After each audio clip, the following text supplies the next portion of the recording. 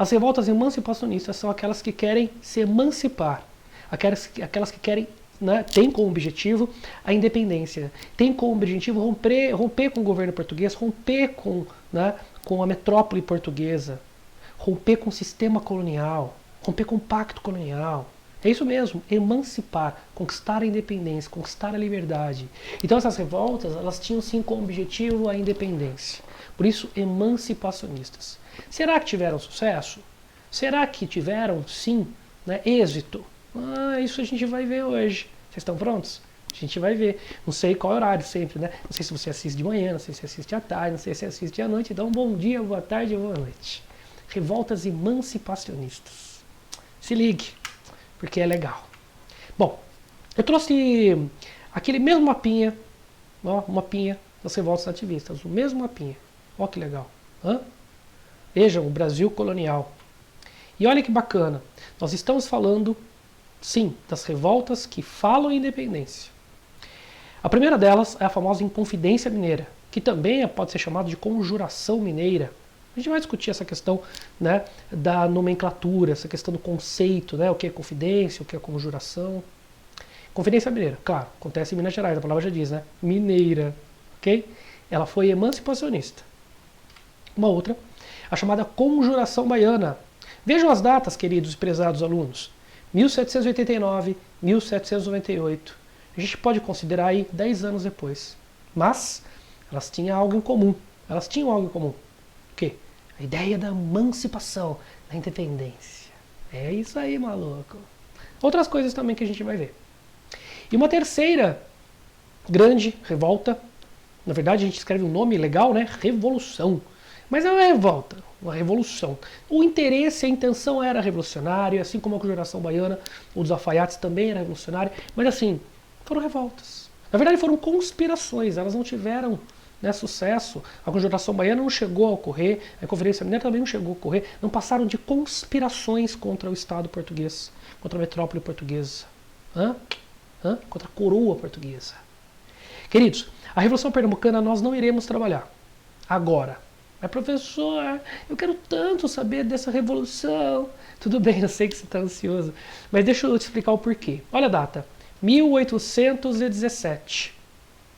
Coloquei o asterisco para que você não esqueça que a gente não vai trabalhar com isso aqui. Mas Pernambuco, sempre Pernambuco, né? Pernambuco, nossa, é um núcleo revolucionário, é um núcleo iluminista, qualquer coisa que acontece, pipoca revolta lá.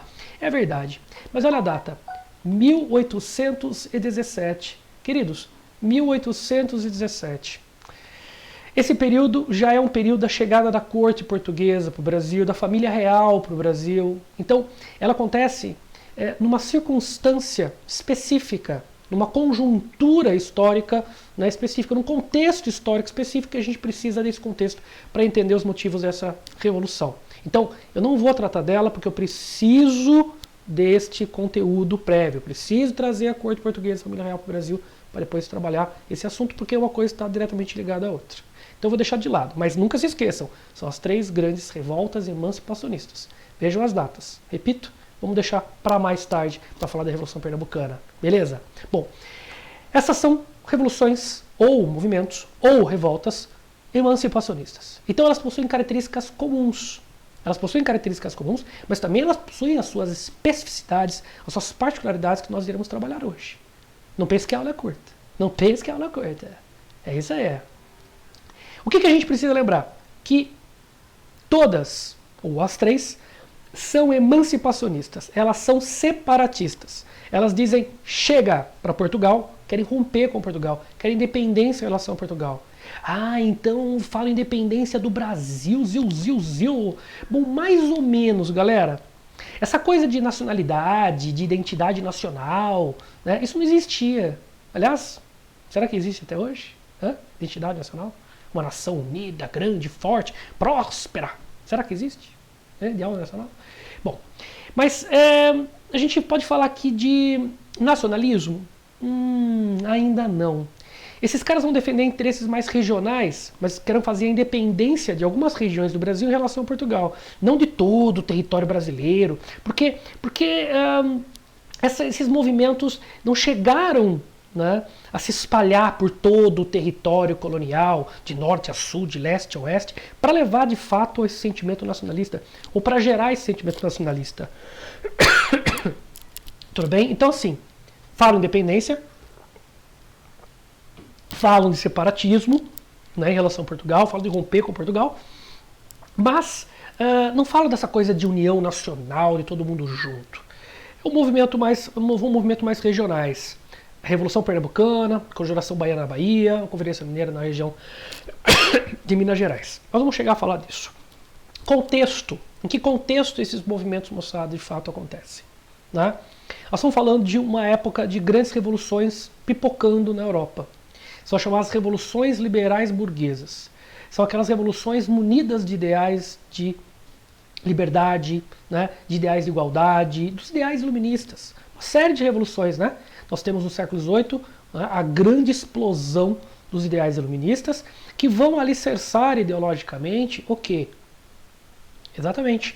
A Revolução Norte-Americana, independência dos Estados Unidos, 1776, que vocês tiveram, vai também impulsionar a famosa, mais famosa, né, o quê? A Revolução Industrial, e também vai acabar por impulsionar a Revolução Francesa, a maior de todas as revoluções burguesas. Desculpa. Então, esses grandes, moçada, essas grandes revoluções, elas vão com certeza influenciar, né, esses movimentos aqui no Brasil, essas revoltas, né, no Brasil, esses movimentos emancipacionistas no Brasil, sem sombra de dúvidas. A ideia de liberdade, né, a ideia de igualdade, que é uma ideia, que são ideias iluministas, chegarão no Brasil. Então, um contexto, né, de proliferação de ideias iluministas, né, assim como nos Estados Unidos, as ideias chegam ao Brasil.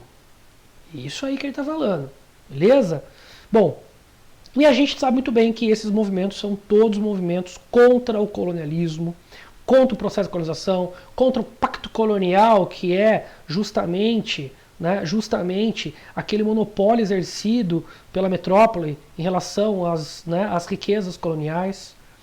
E isso que a gente está falando, ou seja, esses caras são contra, né, a exploração portuguesa. Eles estão querendo simplesmente acabar com isso. Chega a exploração. É essa a ideia. Tá claro para vocês? Espero que sim. Bom, caminhamos. Aqui, é claro, uma ilustração idealizada, né, de hoje um herói nacional que é o Tiradentes. Idealizada. Será que ele era assim mesmo?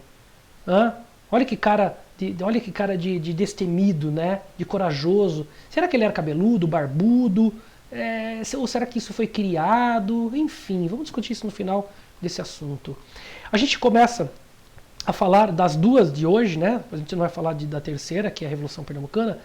A gente vai falar da Inconfidência Mineira. A gente começa com a Inconfidência Mineira.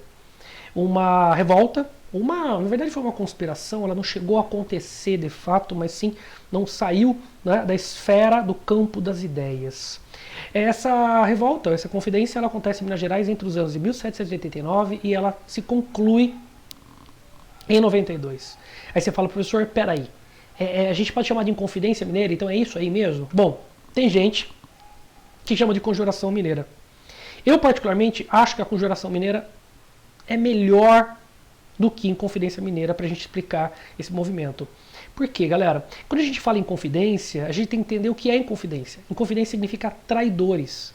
Então é o ponto de vista da coroa. O governo português olha para esse movimento e fala, vocês são traidores. Vocês são traidores de Portugal. Né? Tá entendendo? Então, é a visão, é o ponto de vista de Portugal. Confidência. Confidentes. Né? Bom, a palavra conjuração já traz um outro significado. Um significado mais, né, mais local. O que é conjuração? É simplesmente conspiração, revolta. Uma conspiração que acontece na região de Minas Gerais contra o governo português. Né? Não é uma traição do ponto de vista português. É uma conjuração, uma conspiração contra o governo, contra a opressão do governo português. Então eu prefiro Conjuração Mineira do que Inconfidência Mineira. Ok? Bom, essa discussão já foi feita, inclusive, em vestibular. Caminhamos. A gente precisa entender o contexto histórico, a gente precisa entender o que está acontecendo no mundo, especialmente aqui no Brasil, para que a gente compreenda as razões dessa revolta, dessa conspiração, dessa conjuração. O contexto histórico, galera, você sabe, 1789, 1789, é a segunda metade do século XVIII. É o finalzinho do século XVIII. Ah, professor, eu preciso lembrar que é o finalzinho do século XVIII? Sem dúvida nenhuma. Sem dúvida nenhuma. Por quê? Porque o que está acontecendo no Brasil e o que está acontecendo em Portugal, claro que tem a ver com os movimentos, né, que acontecem aqui nesse território, que acontecem no Brasil. Tem tudo a ver. Ah, professor, peraí, como assim? Me explica. Vou explicar. Bom, você deve saber que lá no governo do Marquês de Pombal rolou o terremoto de Lisboa. O terremoto de Lisboa acabou com, né, a cidade de Lisboa, inclusive a gente pode considerar que deu uma quebrada, né, na nação portuguesa. Né? Foi terrível, hein? Foi um desastre natural terrível. Sim, sim, eu sei que você está falando que o Marquês de Pombal, né, ele vai reconstruir a cidade de maneira moderna, iluminista, racionalista e tudo mais. Eu sei, você já estudou esse assunto. Mas a pergunta é, com que grana, malucation? Com que grana Marquês de Pombal iria financiar essa reconstrução da cidade? Vamos pensar bem, de Portugal. Da onde sairia essa grana? Você está ligado, né? Do Brasil, da colônia. É isso. Então o que faz o Marquês de Pombal? O arroxo colonial. Desculpa, assunto que você já conhece, arroxo colonial. Ele aperta o Brasil, ele simplesmente aumenta os impostos, cria novos impostos, ou seja, fiscalização mais aguda.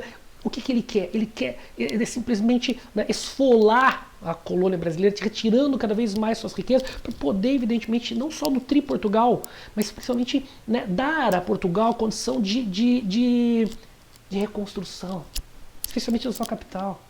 Tá entendendo? Tá entendendo? Bom, você sabe muito bem que Portugal tinha esse direito, que foi criado por ela mesma, né, de explorar as riquezas do Brasil. O Pacto Colonial você bem conhece. O problema é que na segunda metade do século XVIII, você sabe muito bem que a principal atividade do Brasil, não a única, era a atividade mineira. Né? Da região de Minas Gerais, o ouro brilhava. Além do ouro, também os diamantes, a região de Diamantina, você lembra? O problema, galera, é que você não planta ouro, você não colhe ouro, né? Ou seja, não é renovável. Então os caras vão explorar aquele ouro de aluvião, né? Aquele ouro ali superficial, enfim, de mais fácil extração. Chega uma hora que vai começar a se escassear o ouro. Vai ser cada vez mais difícil achar ouro na região.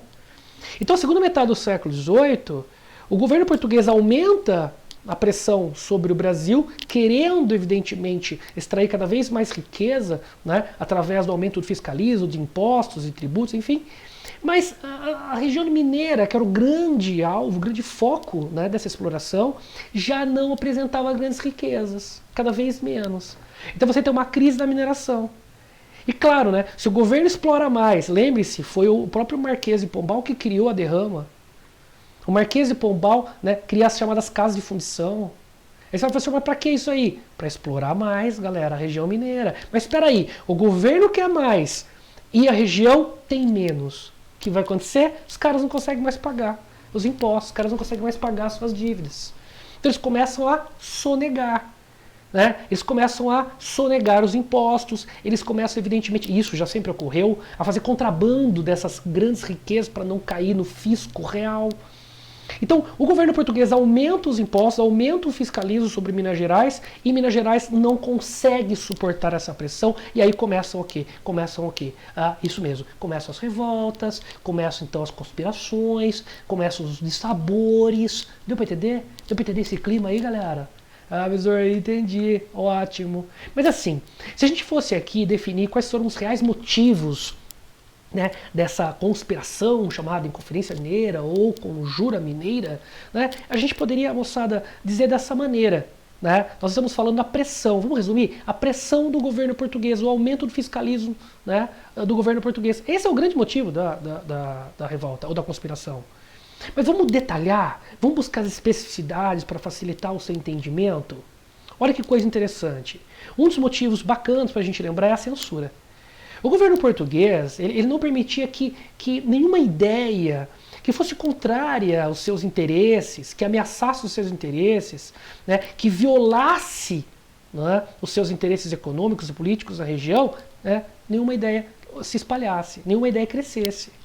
E você sabe muito bem que no século XVIII várias ideias contestavam o pacto colonial, contestavam o colonialismo, contestavam o absolutismo, o quê? As ideias iluministas.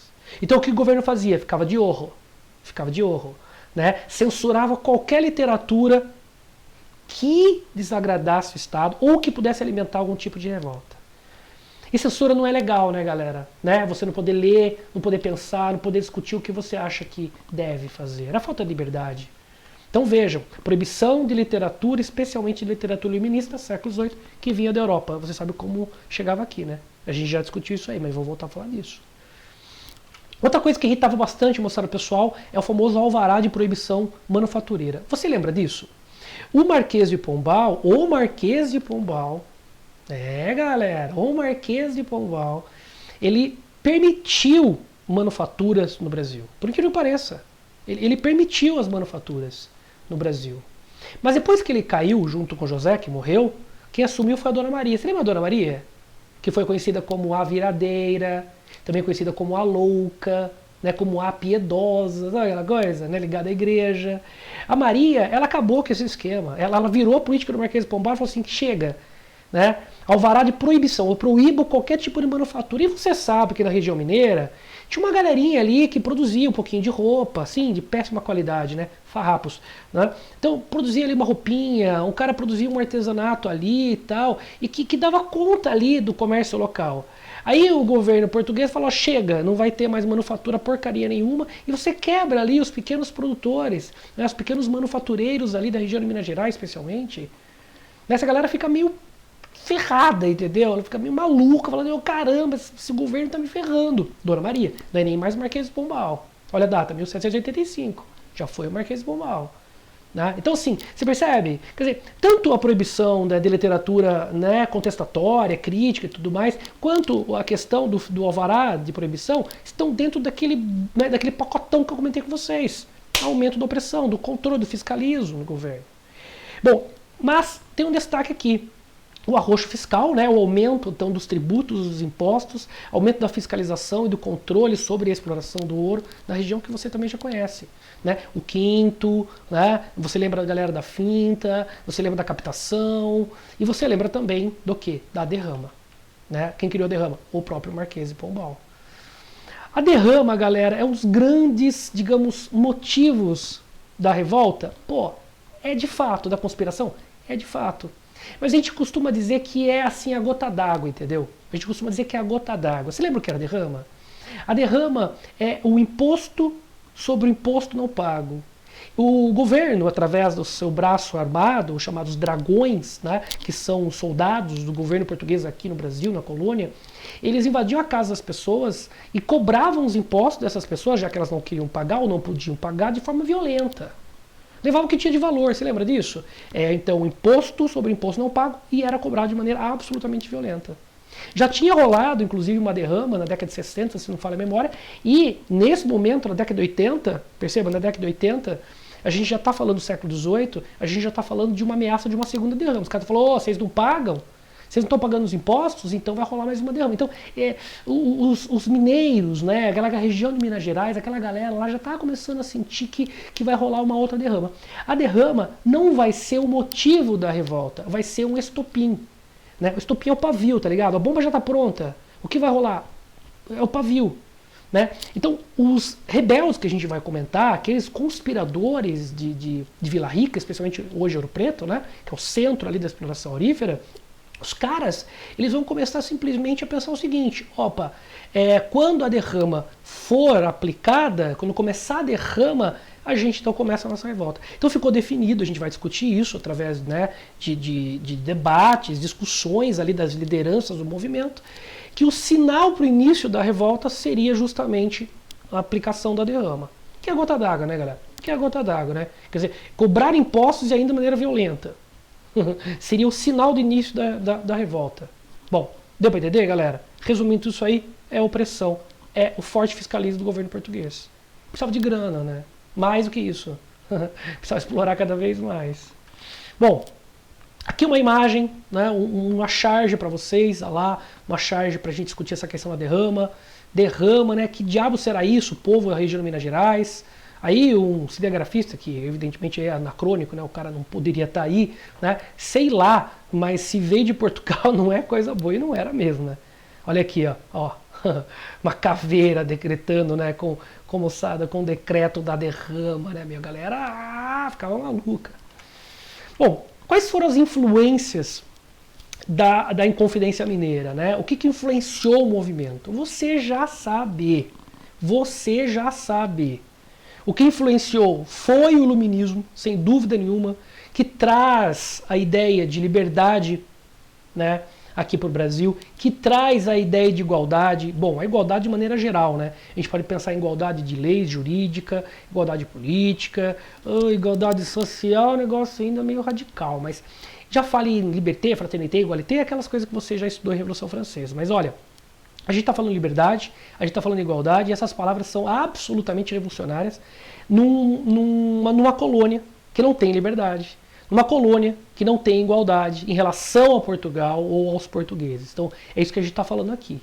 Tá? Além das desigualdades que acontecem aqui no próprio território brasileiro, na própria, né, colônia. Bom, da onde vieram essas ideias? Claro que essas ideias vieram da Europa, né? O iluminismo nasceu na Europa, especialmente na Inglaterra, mas vai encontrar uma grande, né, força, uma grande, digamos, condição de desenvolvimento onde a opressão é maior, ou seja, na França.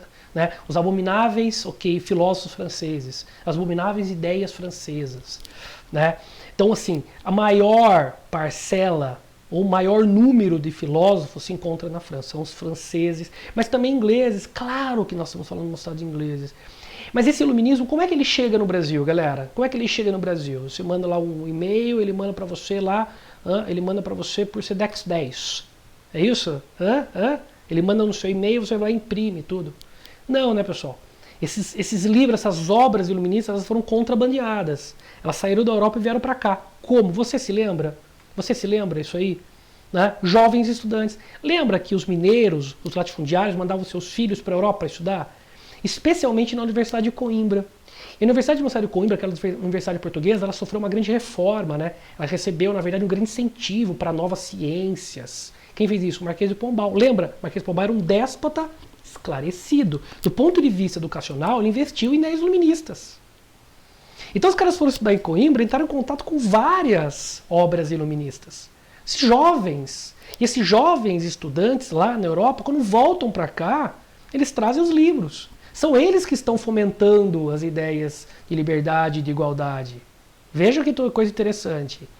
Aí você fala, professor, peraí, o que você quer dizer? Eu estou querendo dizer que sai daí a ideia. Mas, além disso, nós temos a independência dos Estados Unidos, que também influencia muito. Ah, mas eu não sei, você já estudou isso, galera. Foi a primeira colônia a conquistar a independência. Bom, se os caras conseguirem independência lá no Big Mac, a gente conquista também aqui a independência. Né? A gente conquista a independência aqui na terra da feijoada. Tá entendendo? Quer dizer, é um exemplo bem sucedido de independência. Além do mais, os norte-americanos, logo que proclamam a independência, logo que fazem a independência, ou seja, que vencem na guerra de independência os ingleses, eles proclamam a república como forma de governo. República. Nem monarquia eles querem. E claro que essas ideias republicanas acabam influenciando também aqui no Brasil. Nós estamos falando de liberdade, não necessariamente do ponto de vista político. Temos a república. Nós temos monarquias iluministas, monarquias constitucionais, temos monarquias liberais, parlamentaristas, que não são absolutistas. Mas no Brasil ganha uma força enorme essa ideia de república. Os movimentos aqui são majoritariamente republicanos, os dois. A Inconfidência Mineira e a Congregação Baiana. Mas aí a gente vai estudar essa questão republicana. Tudo bem até aqui? Bom, eu coloquei mais um dado legal para vocês aqui, né? Eu coloquei aqui essa bandeira, né? Essa bandeira que vai ser a bandeira símbolo do movimento iluminista no Brasil, símbolo do movimento mineiro, da Inconfidência Mineira. Traz 3, né, dizeres aí, não é? Ah, professor, como assim? Liberdade ainda que tardia. Não traz, moçada, 3 dizeres. Traz uma ideia. Mas olha que legal. Liberdade, mesmo que tardia, né? Ainda que tardia, ainda que demorada, mas a liberdade. E olha que legal. Nós estamos falando, galera, de uma imagem que traz um triângulo verde. Uma bandeira que traz o triângulo verde. Hoje, quando você vai para Minas Gerais, qual é o triângulo? O triângulo também tem a mesma coisa, só que ele é vermelho. Né? Já traz um pouco dessa coisa do Tiradentes, da morte do Tiradentes, do vermelho do sangue e tal. Mas a primeira foi verde. É que hoje a gente não vê mais isso aí. Libertas, quais será também? O que é isso? Liberdade ainda que tardia. O fato, galera, da gente também encontrar nessas palavras, né, uma manifestação, tá, de uma literatura de origem latina, faz a gente pensar no esquema, né, desse movimento. Quem sabe escrever? Sim, o rico, né, que teve educação. Quem sabe escrever ainda mais latim? O rico. Então eu coloquei para vocês aqui um elitismo, porque essa bandeira, ela traz uma informação valiosa para a gente. Né? Que esse movimento ele não teve sua origem nas classes populares, ele foi um movimento de elite, foi um movimento conduzido pelas elites, e é evidente isso em alguns, né, em alguns ideais, mas é evidente, moçada, principalmente nessa bandeira. Né? Quem sabe ler, quem sabe latim, quem faria isso? Um analfabeto? Deu para entender? Bom, caminhemos. Uma imagem daqueles que confabularam, né, aqueles que conspiraram contra o governo português. Eles faziam inúmeras reuniões.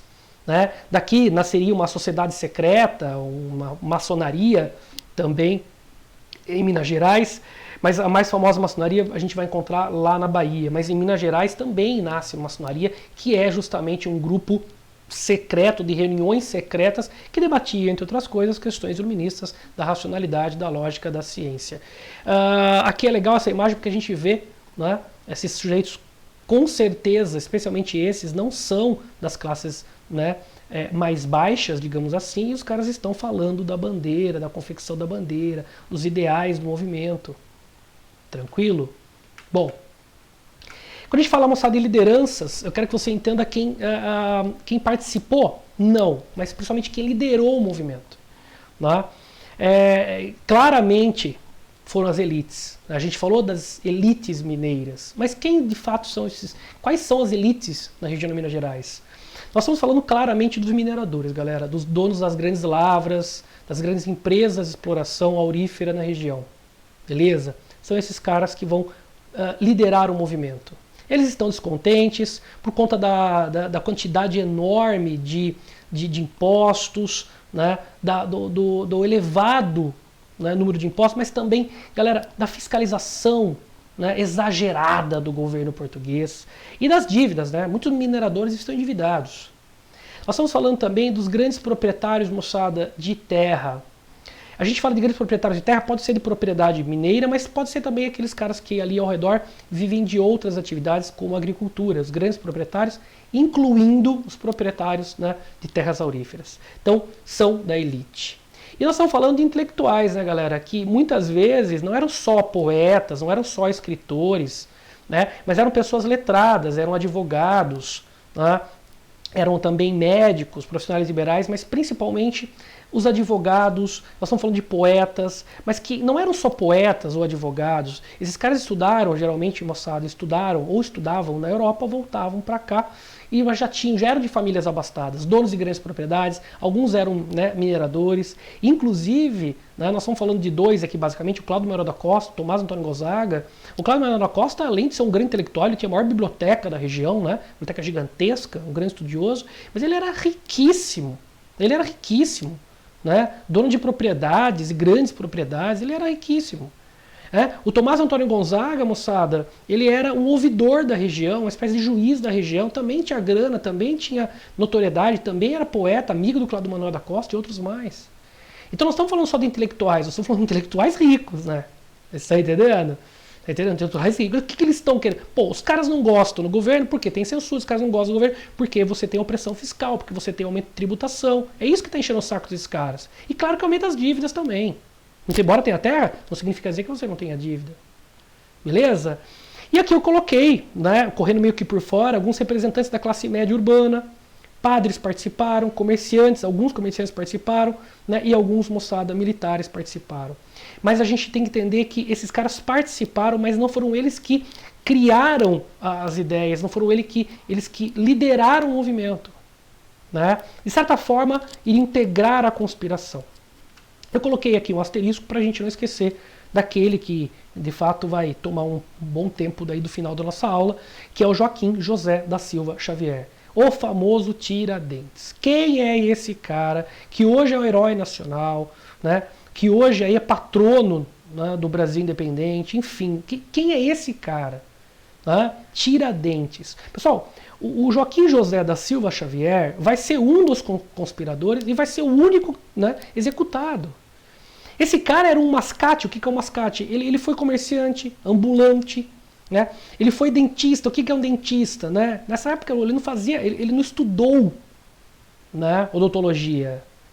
Ele não estudou odontologia. O que ele era? Ele era um sujeito de classe baixa que teve a oportunidade de aprender com o tio dele, porque ele perdeu os pais logo cedo, com os tios, aliás, com o tio, digamos, esse ofício de retirar dentes das pessoas. Mas ele não era um estudioso, ele era um dentista na prática. Ele observou, viu o tio dele e falou: é nóis. Imagine que dor você arrancar um dente, nossa. Sem anestesia. E o mais importante, alferes. Na época do movimento ele era alferes. Né? O que é alferes? É um militar de baixa patente. É um militar de baixíssima patente. E ele sempre tinha esperança de subir, né, na hierarquia militar e ninguém dava chance para ele. Então tem uma questão de frustração. Né? Aqui tem uma questão pessoal do Tiradentes. Ele era o quê? De classe média pobre. Alguns chegam a dizer que ele nem classe média era um sujeito, moçada, de baixa renda e um sujeito de uma classe absolutamente humilde. Existem polêmicas a respeito disso. Classe média baixa, o pobre mesmo, né? É paupérrimo. Mas a verdade é o seguinte: esse cara vai ter uma participação muito significativa na conspiração. Ele vai participar junto com essa elite. Tá? De certa forma, essa elite usa o Tiradentes, né, como uma espécie de braço propagandístico. A gente vai falar sobre isso. E quem no final se ferra é ele. Quem no final se ferra é ele. Tá? Percebam? O mais pobre. Né? Bom, e aí o projeto revolucionário, pessoal. O projeto, eu coloquei revolucionário porque é uma revolução fazer independência? Pô, é. A independência é uma revolução? Pô, é. Mas é uma revolução profunda, radical, né, no Brasil? Não. É uma revolução no sentido de fazer a independência. Se você quiser aqui falar de projeto emancipacionista, beleza, não tem problema nenhum. Eu gosto de colocar isso, porque tem muita gente que fala, inclusive, não da independência dos Estados Unidos, mas da Revolução Norte-Americana. Da Revolução dos Estados Unidos. Então, eu vou utilizar essa mesma, né, esse mesmo olhar, essa mesma linha, né, de raciocínio, de que a independência é um movimento revolucionário. Né? Eles falam em liberdade, falam, né, no fim do projeto, né, de colonização dos europeus, especialmente de Portugal. Mas esse projeto revolucionário ele não é tão revolucionário assim, é isso que eu quero dizer. Ele é um projeto um tanto quanto conservador. É revolucionário, mas ele tem os seus traços conservadores. Porque é um projeto revolucionário das elites. Então a elite sempre tem um pezinho ali no freio, tá ligado? Opa, peraí, a gente vai fazer independência, mas tem coisa aqui que a gente não quer. Né? A gente luta pela liberdade, pero non mucho. Né? Liberdade mais seletiva, entendeu? Então assim, vamos entender por que eu coloquei elitista. E aliás, pode anotar no seu caderninho aí, hein? O movimento de Conferência Mineira Conjuração Baiana é um movimento elitista. Muito embora você tenha participação de pessoas de classe média, até, né, pessoas da população mais humilde, é um movimento de classe, né, abastada, ou seja, da elite. Anote isso aí. Bom, para o projeto dos caras, né? Vamos supor, né, que eles tivessem, evidentemente, sucesso. Eles queriam a independência da capitania de Minas Gerais. Vejam que não é um projeto da independência de todo o Brasil. A ideia é fazer a independência de Minas Gerais. Se alguém mais topasse, é nós. Né? Eles chegaram a propor ali algumas lideranças de São Paulo, as lideranças do Rio de Janeiro, que aderissem ao movimento que começaria em Minas. Mas se vocês não quiserem também, viu, paulistas? Né? Fique aí então, fique aí no seu cantinho, beleza? Que a gente faz sozinho. A mesma coisa com o Rio de Janeiro. Se vocês quiserem participar, ótimo, mas se não, a gente faz independência só de Minas Gerais. Né? A gente vai depender só da capitania de Minas Gerais. Vejam que não é um movimento que vai para o Rio Grande do Sul, para o Nordeste, para o Norte, para assim, não, todo mundo fazer independência. Não, é um movimento mais regional, se a gente for pensar. A independência é ali de Minas. Talvez São Paulo e Rio de Janeiro. É uma independência ali da região, então, do Sudeste, seria isso. Né?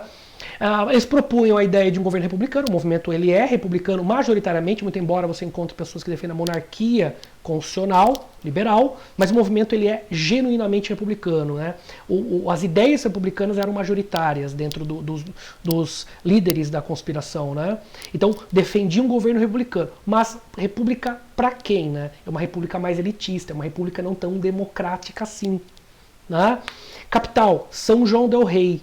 Não seria mais Ouro Preto, né? Ouro Preto é aquela questão do ouro.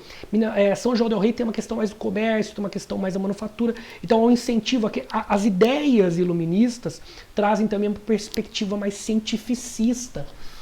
A ideia de estimular mais o comércio, de estimular mais a manufatura, até pensando numa industrialização, por que não? E São João del Rei não era tão ligado a essa exploração que deixava buracos no território brasileiro do ouro, né?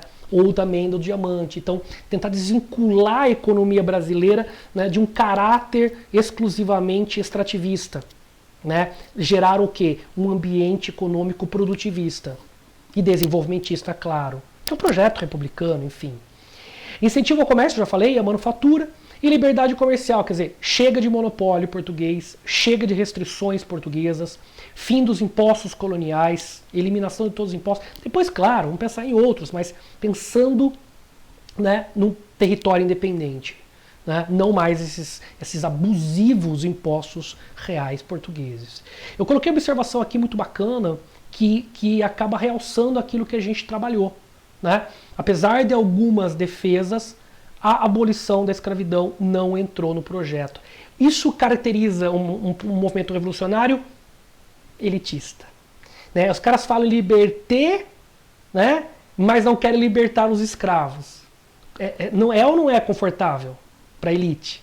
Porque essa elite não é dona de terras, essa elite não é dona de grandes propriedades, não usa escravo para exploração das regiões, ou seja, das atividades econômicas.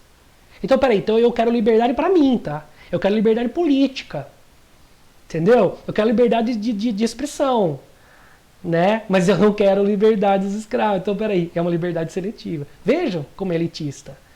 Né? Os caras falam, o cara fala igualdade. Os caras falam igualdade o quê? Jurídica, de lei. Ah, mas eles não incluem o quê? Eles não incluem o escravo. Não tem liberdade do escravo. Será que eles iam incluir nessa tal igualdade as pessoas menos abastadas?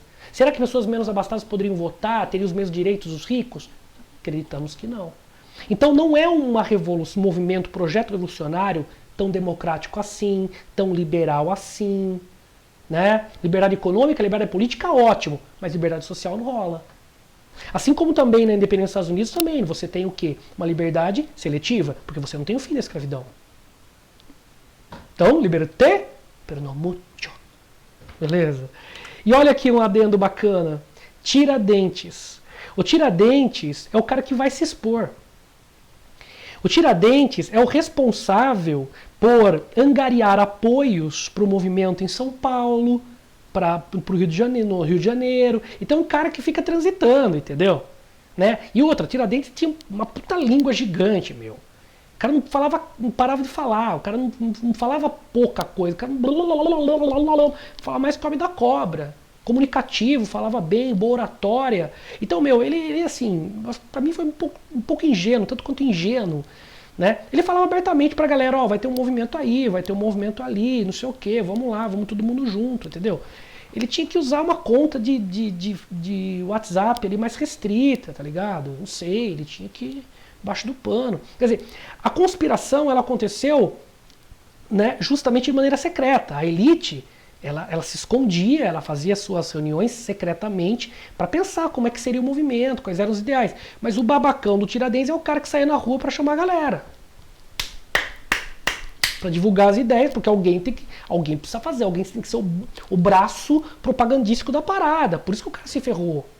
Né? Daí a galera fala assim, quem que é o grande aí, o mentor do movimento? Ah, quem é? O Tiradentes. Tu não sabia que o Tiradentes chegava no vídeo da galera e ficava lá conspirando? Ferrou, né, meu? Sempre tem alguém que se dá mal, né? Bom, e o fracasso do movimento, né, galera? O movimento, na prática, ele nunca aconteceu. Nunca houve uma revolta armada, né? O movimento não saiu do campo, né, das ideias, da conspiração. Olha que coisa maluca, né? O Joaquim Silvério dos Reis,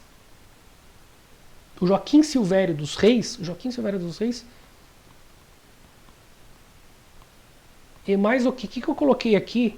Galera, esquece isso aqui. Na verdade, o Joaquim Silvério dos Reis e mais dois indivíduos, além do Silvério dos Reis, que é o mais famoso, acabaram, né, denunciando, né, fizeram uma delação premiada, delação premiada, traíram o movimento, porque esse Joaquim Silvério dos Reis, ele era um rico proprietário de terra, de minas, enfim, né, de áreas, né, mineiras, mas ele estava cheio de dívidas, cara. Ele estava cheio de dívidas. Então ele falou assim, quer saber? Eu estou sabendo do movimento, porque eu faço parte da elite, mas assim, eu acho que esse movimento não vai dar certo, eu vou tirar o meu. O cara é um cara egoísta, cara individualista, né? Aí ele se dirigiu até o governador ali de Minas Gerais e falou o seguinte, se vocês perdoarem as minhas dívidas, né, e não me punirem, porque eu também fiz parte meio do movimento, tô ligado o que está acontecendo, simples, eu falo para vocês que está rolando o movimento, e está rolando, e se vocês quiserem mais, eu até falo o nome dos caras. E aí, meu irmão, na primeira etapa ele falou que ia rolar o movimento, na segunda etapa ele falou, quer saber? Vou falar o nome dos caras. E falou o nome dos caras, começou a apontar cada um dos sujeitos que participaram da conspiração. Olha que coisa louca. Quando ele avisou que o movimento iria começar no dia da aplicação da derrama, da execução da derrama, o governador falou, então não vai ter derrama. Então não teve derrama, né, por conta da delação do cara premiado, o cara tem a perdão das dívidas, mas o pior, né, todos os denunciados foram presos, inclusive o próprio Tiradentes. Então, inclusive as elites que participaram do movimento, todos foram presos, padres, poetas, o próprio ouvidor Tomás, né, Gonzaga e tudo mais. Quer dizer, toda essa galera... O que é isso aqui? Só um minuto, galera.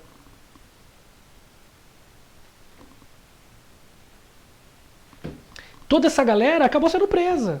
Então o movimento não aconteceu na prática. Entendeu? Todos os envolvidos foram presos? Praticamente todos. E aí o que acontece em seguida? A devassa. É a cerveja, o pessoal tomou cerveja. Não, pessoal. Eles não tomaram cerveja. O que é a devassa? A devassa é o processo judicial. É toda a investigação, todo o processo de acusação, denúncia, né, o julgamento e, claro, a punição. Isso é a devassa. Processo judicial. Que vai demorar, hein? Vai de 1789, quando a galera foi presa, até 1792. E qual o resultado disso, professor? Vamos lá. O Tiradentes foi o único de todos que foram presos, né, que foi executado. O único. Muitos ficaram um tempo presos, outros sofreram degredo. Né? O que é degregado? Né? Foram expulsos do Brasil. É isso aí. Professor, como assim? Exatamente, o cara é expulso para outra colônia, geralmente para a África. Né? Alguns foram perdoados. O Cláudio Manuel da Costa morreu na prisão. Alguns dizem que foi assassinado, mas não tem prova. Dizem que ele cometeu suicídio. Olha que coisa. Degredo, o cara expulso do Brasil. Agora, o único que foi morto, o único que foi executado, Tiradentes. Né? No julgamento, o Tiradentes foi o único que não abriu mão dos seus ideais. Falou, não, eu defendo isso. Bateu a moçada ali na mesa e falou, eu não retiro, né, os meus ideais, eu não nego os meus ideais, foi isso mesmo. Ele admitiu tudo. Inclusive os outros, né, que peidaram na tanga, falaram, não, porque, sabe aquela acusação, dedo para tudo que é lado, todo mundo se acusando? Não, foi Tiradentes. Tiradentes falou, manda aí, manda no peito e manda pros caras, né? Ele assume tudo. O julgamento do Tiradentes, a punição do Tiradentes, enfim, os caras demoram quase 16, 18 horas no processo. Um negócio terrível. E aí, o nosso amigo Tiradentes é executado e depois foi enforcado, né, isso no Rio de Janeiro. Né, ele foi preso no Rio de Janeiro, inclusive ele estava no Rio de Janeiro quando houve a delação do Joaquim Silvério dos Reis, e no Rio de Janeiro ele foi preso. Né, ali mesmo ele é preso e depois ele é enforcado e depois, evidentemente, né, executado, ele é esquartejado. Né, separa-se a cabeça do resto do corpo, a cabeça fica em ouro preto, né, o resto do corpo dele, né, as partes do corpo são espalhadas pelo interior das cidades mineiras. Para quê? Para intimidar. Para intimidar. Essa era a ideia. Para dizer ao povo o que acontece com quem se revolta contra o governo. Bom, um cara morreu, um mais pobre. Perceba que o mais pobre que morre. Né? Os outros tiveram punições mais leves. Não morreram, né? Já é mais leve não morrer. Mas o Tiradentes é esse herói nacional de hoje, professor? Esse é o grande detalhe. Durante muito tempo, o Tiradentes foi esquecido. Foi mais um rebelde pobre que morreu. Ninguém lembra o Tiradentes. Mas, em um determinado momento da nossa história, Tiradentes foi, digamos, ressuscitado, né?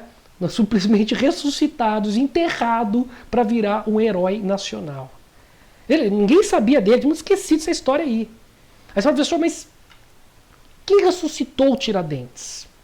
Bom, quem ressuscitou, moçada, o Tiradentes foi o movimento republicano.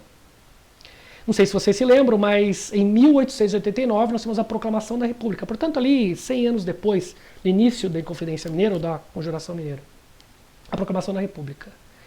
E na proclamação, moçada, da República, você sabe, a República ela nasce derrubando a monarquia, derrubando o império de Dom Pedro, a monarquia do Dom Pedro II. Né? A independência de 1822 até 1889, nós temos então as monarquias, o primeiro reinado, o segundo reinado, do Pedro I e do Pedro II. Né? O grande herói nacional, até o fim do segundo reinado, era o Dom Pedro I, o cara que fez o grito de Ipiranga, o cara que, né, que fez a independência do Brasil. Ele era o grande herói, mas era um herói o quê? Ligado à monarquia. Então, quando é proclamada a República em 1889, os republicanos precisavam de um herói, de um nome, de uma figura que fosse republicana, porque não podia ser mais o herói Dom Pedro, você concorda? Dom Pedro é monarquista. Então, que de fato se identificasse com o novo projeto nacional, projeto republicano, que evidentemente pudesse unir o povo brasileiro, ou seja, criar uma identidade nacional, um herói nacional, um herói para amar, para idolatrar, para gerar um espírito, né, justamente de orgulho nacional.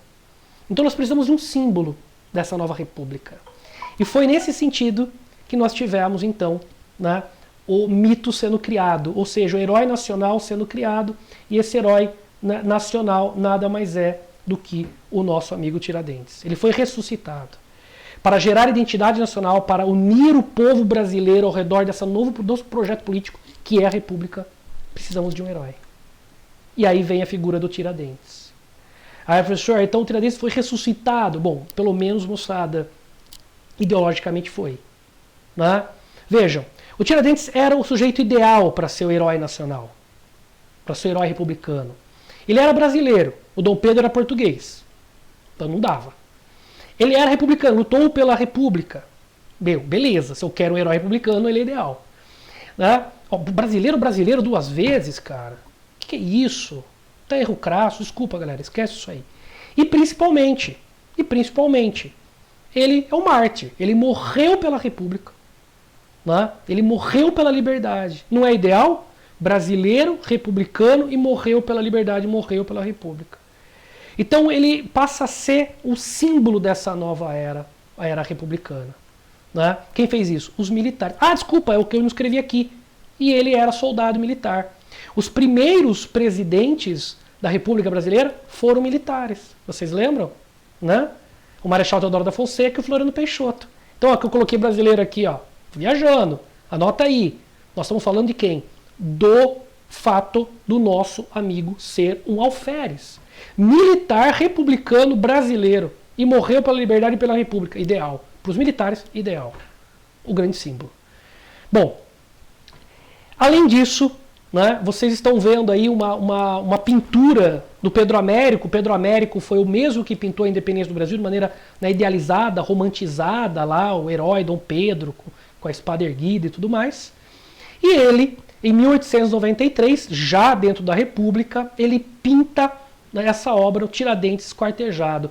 Essa obra não foi uma obra pedida pelos republicanos, né? Ele pinta, inclusive, para tentar eliminar essa marca de ser um pintor do Império, né? Porque ele não era bem visto pelos republicanos, porque ele foi um pintor meio que oficial, né, da monarquia. Então ninguém ia pedir para ele para pintar algo republicano, porque ele era monarquista. Mas ele tenta recuperar essa boa imagem, esse prestígio dentro do governo, fazendo essa pintura que não foi solicitada pelo próprio governo republicano. Tiradentes Esquartejado, 1893, Pedro Américo. O que a gente pode ver nessa pintura? Primeiro, o sujeito esquartejado, né? Segundo, a gente percebe esse rosto aqui que não condiz com a realidade, né? É um rosto idealizado, é um rosto cristianizado, uma idealização cristã, né? Uma idealização cristã. Por quê? Porque aqui ele é representado com barba, um cabelo comprido, e obviamente que ele não tinha nem barba nem cabelo comprido, talvez um bigode, porque ele era um alferes. Era proibido você ter barbas compridas, né, ou barba comprida dentro do exército, né, sinal de desleixo, de indisciplina. E cabelo também bem aparadinho, beleza? No dia que ele foi enforcado, provavelmente ele estava careca e inclusive sem barba, né? Por quê? Porque os caras que eram presos para evitar piolho e proliferação dessa praga, eles tinham, né, a cabeça raspada. Então sem barba e sem... Ah, mas por que ele foi retratado dessa forma? Porque nós temos um povo brasileiro muito cristão, né? Nós temos uma sociedade brasileira cristã, que se identifica com a figura de Cristo. Então, se eu preciso de um herói, né? E esse herói, ele é republicano, ele é brasileiro, ele morreu pela liberdade, ele também pode ser aquele que morreu para salvar o Brasil, como Jesus morreu como Marte para salvar a humanidade, ele morreu, se sacrificou para salvar o Brasil.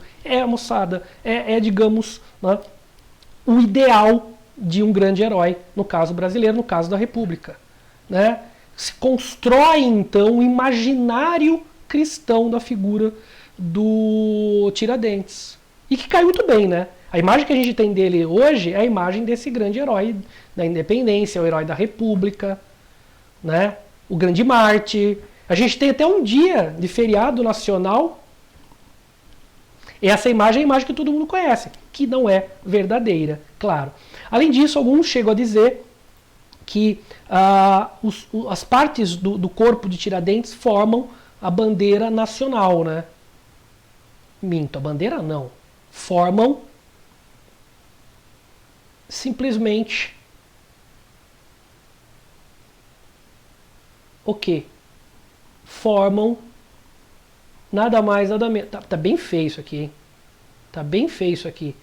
Alguns dizem que assim a gente pode também identificar nada mais, nada menos do que o quê? Do que o mapa do Brasil. Aqui. Eu não vou conseguir desenhar direito, né? Sem dúvida nenhuma, não vou conseguir desenhar, né? Mas vamos tentar aqui, vamos ver se eu consigo chegar perto aqui de algo parecido com o território nacional, ó. Né? Não sei não. Tá melhor agora? Parece? Tá meio esquisito aí. Mas enfim. Vejam como, moçada, a gente pode analisar muitas coisas aqui. Mas muito se fala desse herói que nasceu pelas mãos da República e não é um verdadeiro herói. Ele foi forjado, foi criado. Ok? Beleza? E aí, a conjuração, moçada, dos alfaiates ou a conjuração baiana. Conjuração é a mesma coisa que a gente já trabalhou. Nós estamos falando de conspiração na Bahia. Ou dos alfaiates. Por que dos alfaiates, professor? Porque nós temos uma presença muito significativa de alfaiates dentro do movimento, da liderança do movimento. Bahia, 1798.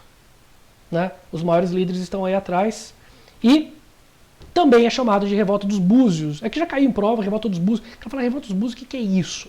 É a mesma coisa mostrar aqui a evolução com geração baiana ou com geração dos alfaiates. Por que búzios? Porque algumas lideranças mulatas usavam búzios, tá ligado? O que é? São conchas, né? Ou no peito, ou com um bracelete, para criar uma identidade do movimento. Por isso que é a evolução dos búzios. Bom, Bahia, né, galera? Tá ligado? Contexto histórico, a mesma coisa. Segunda metade do século XVIII, mesma coisa. Mas na Bahia, a situação é um pouco diferente. Da do Rio de Janeiro, diferente também de Minas Gerais. O que a gente tem? A gente tem a Bahia meio que abandonada, politicamente abandonada. Porque um dia a Bahia, especialmente Salvador, né, foi capital política e, consequentemente, capital econômica do Brasil colonial. Né? Lembre-se que o Nordeste produzia o melhor açúcar do mundo, naquele ciclo do açúcar, né? Um termo que não é tão legal, mas enfim, o ciclo do açúcar, a época em que o Brasil dependia principalmente dessa atividade, Portugal também, o açúcar, no século XV e no século XVI, e século, né, moçada, século XVII. Né? Mas você sabe muito bem que, a partir do século XVIII, nós temos uma mudança do eixo político, consequentemente eixo econômico, para o Sudeste. O quê? Minas Gerais, ouro. E aí, a capital também muda pelas mãos do Marquês de Pombal para o Rio de Janeiro. E a Bahia, e principalmente Salvador, perdem sua importância. Há um vazio político em Salvador por conta disso. Todos os investimentos correm para Minas Gerais, para o Rio de Janeiro, capital. Né? Rio de Janeiro, capital, porque fiscaliza Minas Gerais por conta do escoamento ali sendo uma porta de saída, uma porta de entrada, moçada, de mercadorias, tanto do Brasil para a Europa, como da Europa para o Brasil na região mineira. Bom, você é um sujeito inteligente, você é um sujeito espertíssimo. E como você sabe, então a Bahia ela não vai ter mais tanta notoriedade e importância para o governo português, os investimentos também são raros ali. Mas se mantém ainda uma atividade econômica açucareira que vive instabilidade, especialmente depois da expulsão dos portugueses, hora que consegue vender bem o açúcar, hora consegue vender mal, mas nunca mais consegue, né, aquele momento áureo, aquele momento, mostrar esplendoroso do século XVII. Esta é a situação da Bahia. Essa é a situação da Bahia. Instabilidade econômica açucareira e abandono político. Assim a gente consegue entender alguns motivos que provocaram a Inconfidência, não, a Conjuração Baiana. Bom, primeiro, a questão da concentração fundiária, né? Ali na região do Nordeste, até hoje, se a gente for pensar, no Brasil como um todo, você tem uma concentração enorme de terras nas mãos de uma minoria proprietária, de uma elite agrária. Né? E quanto mais terra se concentra nas mãos de uma minoria, né, menos, né, possibilidade de os demais terem a oportunidade de ter um cantinho para si. Né? Ou seja, uma terrinha para que possa retirar o seu sustento. Então o que isso acaba gerando? Uma grande desigualdade social na região. Né? Uma grande desigualdade, você tem uma minoria rica, uma maioria absoluta de pessoas pobres, miseráveis, e o crescente o quê? Processo de fome na região. Né? Então você tem ali uma Bahia que já não é tão rica como na época do século XVII, na época do açúcar, nos áureos tempos do açúcar, e que aprofunda as suas contradições, né? Uma riqueza concentrada e uma grande pobreza espalhada, pobreza, miséria e fome. Além de tudo isso, nós temos, galera, claro, os outros elementos como racismo, por concentrar um grande número de mulatos, um grande número de escravos. Claro, somado a todas essas questões sociais e econômicas e políticas, você tem a questão ainda do racismo. Bom, vocês são inteligentes, vocês são super espertos. Vamos falar das influências, não perdendo muito tempo. Esta é a bandeira usada ou forjada pelos rebeldes. Né? Aqui vocês estão vendo, né, as cores que de hoje também são as cores da bandeira baiana. Aqui vocês estão vendo as estrelas, né, correspondem aos anseios e objetivos do movimento, a gente vai falar dos 6. E aqui as influências. Né? A influência do Iluminismo, não vou perder muito tempo. Aqui o Iluminismo ele chega por meio também de jovens estudantes lá da Universidade de Coimbra, lá de Portugal, trazendo as ideias iluministas, Voltaire, né, Rousseau, enfim. E o movimento, as ideias iluministas serão divulgadas, serão propagadas e debatidas dentro da maçonaria, que é justamente, né, essa organização secreta e organização, moçada, esta conduzida por uma elite também ali dentro da Bahia. São chamados Cavaleiros da Luz, ou seja, a luz lembra iluminismo. Né? Os Cavaleiros da Luz são aqueles que defendem as ideias iluministas. Estamos falando, moçada, ali nada mais nada menos da maçonaria dentro da Bahia. Bom, o iluminismo fala em liberdade, o iluminismo fala, moçada, de igualdade, mas a igualdade aqui, para a elite, é a mesma, talvez, daquela, professor, da Inconfidência Mineira? Sim ou não? É aquela igualdade jurídica, de leis, mas não tem igualdade social e tudo mais. A gente vai ver que a elite fala de uma igualdade, pelo menos majoritariamente, fala de uma igualdade elitista, só jurídica. Não fala de igualdade racial, não fala de igualdade, né, social. Tá? A igualdade social, a igualdade racial, né, vai ser uma defesa das classes mais populares, por isso eu coloquei um asterisco ali. Bom, sofre influência da Revolução Francesa, a gente não colocou esse detalhe na Conferência Mineira. Por quê? A Revolução Francesa explode em 1789, vocês, né, já tiveram esse assunto, já sabem, já estudaram, mas sofre influência especialmente da fase mais popular da Revolução Francesa, que é a fase jacobina. Lembrem-se que a fase jacobina é a fase mais radical, a fase mais democrática, a fase mais popular, né, do movimento revolucionário francês. Então, é uma influência da fase mais popular, mais radical da Revolução Francesa, da fase jacobina, não é da fase mais elitista, né, da girondina. E aqui eu destaquei para vocês a questão do Haiti, né, que a gente vai voltar a falar, a independência do Haiti. A independência do Haiti, cara, criou um ambiente absolutamente ameaçador às elites escravocratas em toda a América, né? Por quê? Porque a independência do Haiti, que era colônia francesa, ela foi conduzida por escravos, especialmente por um homem chamado Toussaint Louverture, que era um negro, né, escravo, é o cara que vai conduzir a independência. Ou seja, além dos caras falarem chega de colonização, ou seja, lutarem contra a França, a metrópole, eles também estão falando de abolição da escravidão, cara. Eles também estão acabando com a escravidão. Então é uma influência absolutamente perigosa aos escravocratas. Porque se essas ideias haitianas chegarem numa América escravocrata, então talvez promova, né, incentive revoluções, não só políticas, mas também sociais. É, maluco, o bicho pega. Bom, e aí as lideranças, né? Eu fiz um esqueminha aqui pra gente pensar um pouquinho sobre essas lideranças. Eu coloquei para vocês aqui, majoritariamente as lideranças, vocês estão vendo, são lideranças populares. Olha, mulatos, ex-escravos, escravos, mestiços são os grupos, né, aqui sociais, beleza? São pessoas humildes, pobres, né? Até brancos pobres. E os caras executavam atividades econômicas sem muita importância, sem notoriedade, sem valor na região.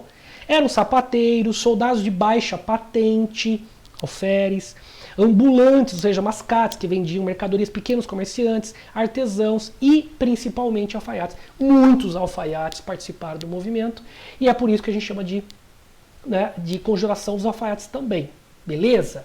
Bom, os mais importantes líderes estão aqui, o Lucas Dantas, o Manuel Faustino, Luiz Gonzaga, João de Deus, né? Aqui você tem alfaiates e pessoas ligadas às Forças Armadas, ou seja, ao Exército. Nós estamos falando, moçada, também de gente ali que é de baixa patente. Percebam, são mulatos ou, moçada, são negros, as lideranças populares. Esses caras são os grandes nomes, tá? A elite agrária eu coloquei para vocês destacada em azul. Por que eu fiz isso, pessoal? Minoria. Porque a elite agrária e, digamos, a elite regional, que é uma elite agrária, junto com profissionais liberais, médicos, dentistas, principalmente médicos, né? Alguns até professores, eles também vão participar inicialmente do movimento. Porque são eles que vão trazer as ideias, né, da Europa. Os filhos desses caras vão trazer as ideias iluministas. E as reuniões aconteciam justamente, né, na casa do quê? Dessas lideranças, ou nas casas dessas lideranças, justamente da maçonaria. Então, peraí, professor, quer dizer que esses caras acabaram trazendo os ideais iluministas e começaram a divulgar esses ideais, para alimentar o movimento revolucionário independência. Só que quando os movimentos ganharam as classes populares se apropriam dos ideais de liberdade, mas radicalizam. Eles não querem só uma liberdade política, eles querem o quê? Eles querem conquistas sociais, eles querem que o processo seja mais democrático, que seja mais popular. E a elite, em sua maioria, não na sua totalidade, quer uma liberdade pero não mútil, quer uma liberdade restrita, uma liberdade, moçada, né? Não tão aguda, não tão democrática, não tão popular.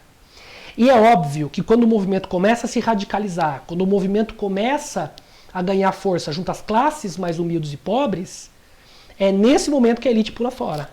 A elite pula fora por quê? Porque ela começa a ficar com medo. Os caras começam a falar em fim da escravidão, tem gente que fala em divisão de terras, tem gente que fala em igualdade social. Daí tem uma galera da elite que fala, opa, peraí, eu queria liberdade, mas não tanto assim, não quero perder meus escravos, meus investimentos, tá entendendo? Então uma galera da elite começa o movimento, traz ideias iluministas, debate essas ideias, né, divulga essas ideias, mas quando o movimento ganha o povo ganha o movimento, né, as ideias, os caras pulam fora. Os caras peidam na tanga. É isso que eu vou colocar para vocês aqui. Com a radicalização, ou seja, a popularização do movimento, muitos abandonam a conspiração. A maioria, tá, desses grupos elitistas. Mas alguns continuam ainda. Né? Alguns continuam ainda. Né? Alguns professores, que a gente não pode chamar de elite, mas olha que interessante, o Cipriano Barata, que é um grande líder revolucionário, ele era um médico. Mas olha como ele era conhecido, o médico do povo. Era um cara que tinha preocupações democráticas. É um cara, moçada, diferente dos outros, que defendia de fato uma sociedade democrática, né? Uma república mais popular. Enfim, defendia a abolição da escravidão. Então ele era diferente. Esse cara é um médico revolucionário, cuidava do povo, não das elites. Ele era diferente. Então nós temos algumas pessoas das elites que aderem ao movimento e não saem do movimento. Mas a maioria pula fora, quando começa a se radicalizar. Entendeu? Bom, o projeto revolucionário dos caras é um projeto mais democrático, mais popular do que da Inconfidência Mineira. Então a gente pode dizer que a Inconfidência Mineira foi um movimento mais elitista e a Conjuração Baiana foi um movimento mais popular. Tudo bem? Muito embora o movimento aqui comece pelas ideias elitistas, comece, né, pela maçonaria, né, os maçons começam a pular fora. A gente já falou sobre isso. Beleza? Bom, o que os caras querem? Independência política. Óbvio, eles querem romper com Portugal. O movimento emancipacionista. Isso é a única coisa que você tem certeza. Eles querem também, depois da independência, um projeto, né, estão pensando no futuro, se der certo, um governo republicano, democrático. Ou seja, uma república mais popular, uma república democrática, tendo os interesses mais, então, o quê? Mais democráticos dos mais humildes, das classes mais populares. Entendeu? Das classes populares. Então, não é um movimento nesse sentido elitista, é um movimento que traz aspectos de ambições populares. A gente vai falar de alguns exemplos. Aumento do soldo aos soldados, ou seja, aumento do salário dos soldados. Lembre-se que muitos ali eram soldados de baixa patente e tinham salários, né, pífios, horríveis. A liberdade comercial, que é um traço tanto da Inconfidência Mineira quanto da Conjuração Baiana, a gente pode também chamar de Conjuração Mineira, você já sabe. O quinto elemento aí traz novidade, igualdade racial e alguns dizem igualdade social. Então a ideia é assim, que brancos e negros, né, eliminem a ideia do racismo, do preconceito, de cor, né, e alguns chegam a dizer, não são todos, de fazer uma igualdade social que chegaria então até alimentar, talvez mais tarde alimentaria uma ideia de socialismo, mas não vem ao caso aqui. A igualdade é muito mais racial, né? Enfim, tentar eliminar essa coisa do preconceito e do racismo, né? Eliminar a diferença entre brancos e negros, do que, evidentemente, uma ideia socialista, né? Que nem existia direito. E 6, abolição da escravidão. Isso também é um aspecto que vai levar muita gente da elite a pular fora, né? Porque são escravocratas, com exceção de alguns como Cipriano Barata. Né? A abolição da escravidão e a igualdade racial são dois elementos que comprovam que o projeto revolucionário do povo é um projeto revolucionário radical que não atende os interesses da elite. Beleza? Por isso que a galera começa a pular fora. Bom, esses caras começaram a divulgar essas ideias, que são 6 pontos que eu comentei com vocês, através de pasquins. O que são os pasquins? São folhetos revolucionários, né? São folhetos, né, simplesmente propagados, né, difundidos, né, distribuídos, especialmente em Salvador, para o quê? Para mobilizar as pessoas, para sensibilizar as pessoas no movimento. para que essas pessoas, né, ao lerem essas informações, se inspirem, né, no movimento e acabem defendendo o projeto revolucionário. Então, eram panfletos que tinham como objetivo mobilizar socialmente, politicamente, a sociedade baiana, especialmente Salvador, para o processo revolucionário. Tá certo? Bom, eu trouxe para vocês um trecho aqui, que é o mais famoso, você encontra em vários materiais, de um desses pasquins divulgados, né? Povo, o tempo é chegado para defenderdes a vossa liberdade. O dia da nossa revolução, da nossa liberdade, da nossa felicidade está para chegar. Animai-vos que sereis felizes para sempre. É um, né, desses panfletos aqui, né, o conteúdo de um dos panfletos de um dos pasquins. Beleza? Bom, e o fracasso? Né, e o fracasso? Assim como também na conjuração mineira, nós temos a conjuração baiana, denúncias. Além dos cartazes, né, que chamam a atenção dos oficiais do governo local, né, porque os caras estão começando a perceber, quer dizer, os caras não escondem que estão tentando promover levantes e revoltas, né, mas também rolou uma denúncia para reforçar, a denúncia que apontava os integrantes do movimento às lideranças. Carlos Baltazar da Silveira foi um dos caras que denunciou o movimento antes que ele eclodisse de fato. Assim como a Inconfidência Mineira, esse movimento nunca saiu do papel. Nunca saiu do papel. Beleza? O governo então toma providências, prisões, 49 pessoas foram presas, você sabe muito bem, poucas pessoas presas eram da elite, a maioria, né, eram oriundas das classes populares, muitos mulatos, muitos escravos foram presos, beleza? Até mulheres, se me falha a memória, 3. E aí rola a devassa, o processo judicial, o julgamento e tudo mais que você já sabe, e olha o resultado. 49 pessoas foram presas, muitos foram soltas, outras sofreram o degredo que a gente já falou, né, que é a expulsão do Brasil, que é um exílio, né, galera? Que é um exílio, o degredo é um exílio, né? Outras simplesmente foram perdoadas, especialmente o pessoal da elite. Alguns escravos foram perdoados, negros escravos. Por que negros escravos foram perdoados? Porque foram reivindicados pelas elites, que não queriam que esses caras fossem mortos. Por quê? Porque é investimento, né? Quem que vai ser morto, executado? Pobre, óbvio. Mas quem? Pessoa livre, mulato e negro. O quê? Livre. Né? Que não causa prejuízo para a elite. Então se você protege a elite, dá uma puniçãozinha pro cara, vai lá, compra uma cesta básica e distribui ele na comunidade que tá ok. E quem se ferra sempre, que tem que se ferrar, né? É o povão, né? Vejam. 4 executados e também esquartejados, assim como o próprio Tiradentes. Só que foram 4, cara. Né? Que deveriam servir como exemplo. Uma forma de intimidação do povo, né? Impedindo ou evitando que ocorram outras revoltas. O João de Deus, o de Deus de Nascimento, o Manuel Faustino, Lucas Dantas, Luiz Gonzaga viraram verdadeiros heróis para quem estuda história. Porque quem lembra desses caras? Você lembra do Tiradentes, não lembra? Virou herói nacional? Agora alguém lembra desses caras? Esquecidos. Ninguém lembra. Só vai lembrar desses caras se você for, talvez, você presta atenção nessa aula, e você for para a Praça ou Largo da Piedade em Salvador, Bahia, porque lá você encontra os monumentos. Só. E talvez você bata o olho e fala, beleza, onde está o shopping? Onde está o McDonald's? Eu não quero ler essas coisas não, eu não sei de nada, não quero saber de história. É isso aí. Por quê? Porque é pobre. É porque é pobre e miserável. Ah, mas o Tiradentes também era, mas virou herói nacional. Por conveniência. Por conveniência. Porque as características desse sujeito batiam com os interesses, né, dos militares republicanos. Só por conta disso que ele virou. Agora, pobre desaparece da história. Você conhece os nomes de grandes personalidades forjadas, criadas por um objetivo, que não é um objetivo de atender os interesses populares. Esses são os verdadeiros heróis nacionais. Esses são os verdadeiros heróis, moçada, né? E não o Tiradentes. Esses, do povo. Porque aqui o movimento ele é um movimento muito mais popular, muito mais democrático, um movimento com características sociais. Esse movimento é muito mais importante para a nossa história do Brasil, do nosso país, do que a Inconfidência Mineira. Porque é um movimento que de fato retrata os interesses do verdadeiro povo brasileiro. Esses são verdadeiros heróis. Espero que vocês tenham entendido. Queridos, muito obrigado.